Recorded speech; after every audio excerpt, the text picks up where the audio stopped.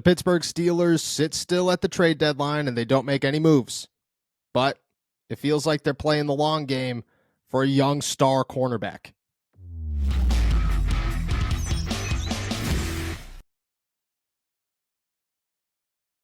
What's going on, everybody? I'm Noah Strackbine. Thank you for jumping on to Steelers to Go, your daily to-go cup of Pittsburgh Steelers news and analysis. Find us on youtube.com/allsteelerstalkers. Subscribe anywhere you get your podcast. The Pittsburgh Steelers, they make no moves at the trade deadline, despite plenty of reports, plenty of speculation from really two sides of the coin. There was one that they were looking for a young star cornerback, and then the other that they were about to ship off a veteran. Let's start there. Levi Wallace. At one point, there was a tweet sent out that said Levi Wallace is being traded.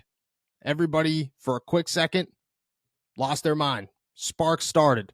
Conversation exploded, and everybody thought, okay, here we go. Levi Wallace is on his way out the door. That means that they're bringing somebody else in. That's the only way they're going to go about this. They're not going to trade Levi Wallace and stick around and say, all right, well, Darius Rush and James Pierre could handle the workload with Joey Porter Jr. and Patrick Peterson. That's just not going to work out. It's not ideal for any situation and truly makes their cornerback room worse. So immediately you started thinking, okay, well, there's got to be somebody coming in. If you're getting rid of somebody, you're obviously trading somebody. Who is that somebody going to be? And Jaylon Johnson from the Chicago Bears was the name all day long. From the minute we woke up and the report said that the Chicago Bears have allowed or granted permission for Jaylon Johnson and his camp to go seek a trade, everybody started talking, he's coming to Pittsburgh. He is going to be a Pittsburgh Steeler by the end of the day. The con artist, Omar Khan, is going to strike again. They didn't. You, at one point, heard that the Steelers were the front runner for Jaylon Johnson. Jordan Schultz of Bleacher Report sent out a tweet after the trade deadline passed that the Pittsburgh Steelers made a quote-unquote very strong push to get Johnson right up until the deadline. Nothing came into fruition. The Steelers sit still. Johnson remains a Chicago Bear. But the thing is, it feels like the Steelers at some point just said, okay, look it, we're not going to give up more than we believe Johnson's worth. We know that he comes with an extended contract that we're going to have to agree on. That makes things more difficult. Why would we give up draft capital, possibly a player, and have to sign somebody and push the limits? You know, there's a line for everything. The Steelers weren't going to cross that line. They didn't cross that line, and the Chicago Bears held on to Jaylon Johnson. But the former second-round pick, the guy who has 45 career starts, who 2 weeks ago had a 2-interception game for the Chicago Bears, a guy that asked to seek a trade because he clearly wants out of a losing organization and wants to find a new home in the NFL and sign a second contract in the league somewhere else other than Chicago, is about to hit free agency. He's done at the end of the season. I have a hard time believing that a guy that was seeking to move on is going to agree on a new contract extension by the end of the year or in free agency. And that means that once the spring hits, Johnson's name is going to be a hot one. And who's going to be there waiting? The Pittsburgh Steelers. Now, it gets a little complicated once you do make it to the offseason, once you do make it to free agency.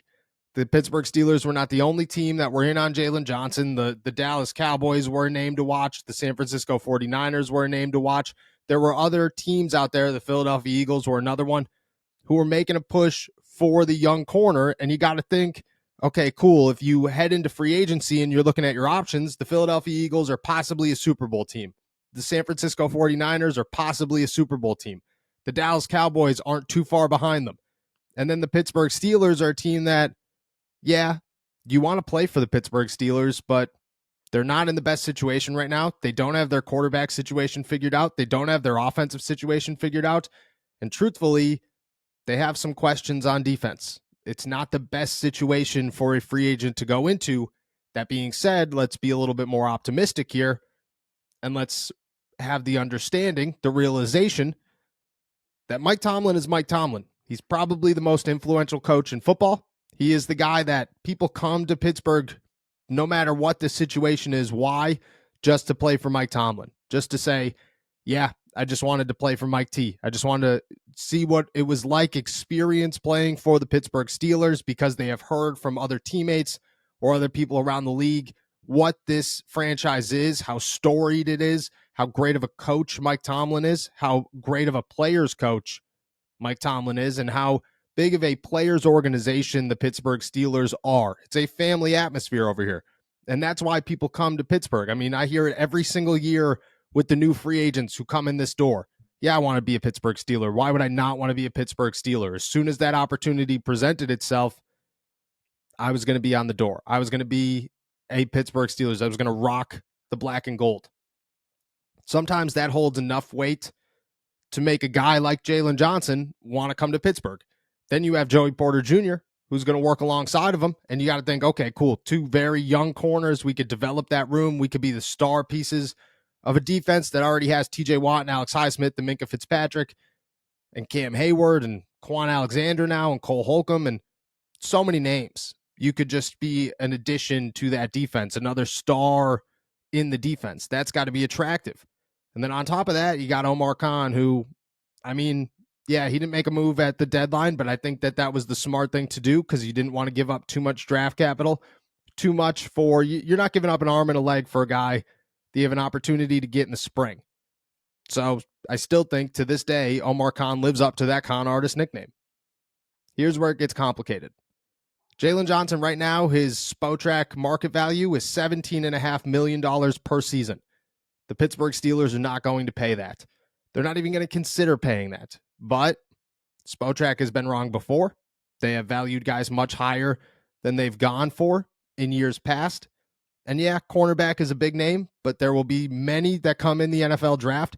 There will be others that hit the market as well, and I think that will teeter how Jaylon Johnson signs or doesn't sign, or what his signing actually looks like, what his second contract in the NFL does look like. The second half of this season plays a major role in that, but just the grand scheme of things, yeah, right now it might say 4 years, $70.3 million, $17.5 million per season.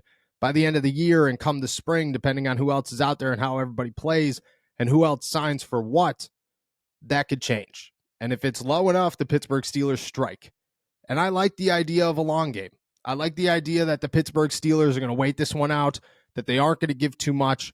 I think if the Pittsburgh Steelers were a Super Bowl team, like a true, there are no questions asked, we can make a run in the postseason Super Bowl team, then yeah, you go get Jaylon Johnson and there's no questions asked. You give up whatever you got to give up to go get him because you want to make this move, and that is a huge gap in your defense. But that's not where the Pittsburgh Steelers are. They have question marks on defense. They have major, major concerns on offense. This is a team that doesn't know if they have their franchise quarterback, who chances are going to make a change at offensive coordinator at the end of the season, who have questions along the offensive line and some aging names on defense that are definitely concerning, and a head coach that has been criticized heavily all season long. And Mike Tomlin's not going anywhere, but it factors into the whole grand scheme of things where you say, yeah, the Philadelphia Eagles make major moves right now because they're making a push for the playoffs. The San Francisco 49ers make major moves right now because they're making a push for the playoffs.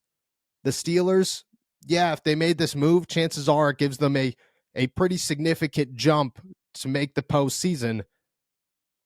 But I don't know if they consider themselves a Super Bowl team. I don't think I consider them a Super Bowl team. I don't think a lot of people consider them a Super Bowl team right now. And because of that, playing the long game, it makes more sense than to give up draft capital, hinder yourself next season, and now you have an opportunity to keep all your draft picks, keep Levi Wallace for the rest of the season and see what happens there. And then in the spring, when you get an opportunity in free agency, maybe you land Jaylon Johnson. And if it works out like that, that's a win-win for the Pittsburgh Steelers.